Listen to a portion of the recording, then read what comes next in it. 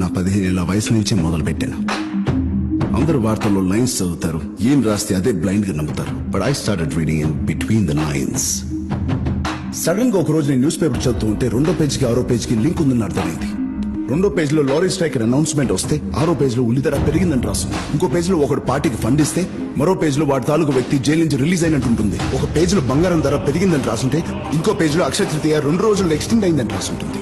ఒక పేజీలో foreign coffee brand ఇండియాలో లాంచ్ అవుతుందంటే మరో పేజీలో హార్ట్ చాలా మంచిది, కాఫీ తాగండి అని రాస్తుంటుంది. అసలు మనం బిజినెస్ న్యూస్ పట్టించుకోం, కానీ ఆ ఒక్క బిజినెస్ పేజీ పేపర్లో ఉన్న మిగతా న్యూస్ డిసైడ్ చేసేది. కొందరు వ్యాపారస్తులు తమ లాభం కోసం రాసే న్యూస్ ని మనం బ్లైండ్ గా ఫాలో అవుతున్నాం. నువ్వు ఈ నీళ్ళు తాగాలి, ఈ మెడిసిన్ వేసుకోవాలి, ఈ చదివే చదవాలని ఒక బిజినెస్ మ్యాన్ డిసైడ్ చేస్తున్నాడు. ప్రజల తలరాతలు నిర్ణయించేది ఒక రాజకీయ నాయకుడు కావచ్చు, కానీ ఆ రాజకీయ నాయకుల తలరాతలు నిర్ణయించేది ఒక బిజినెస్ మ్యాన్.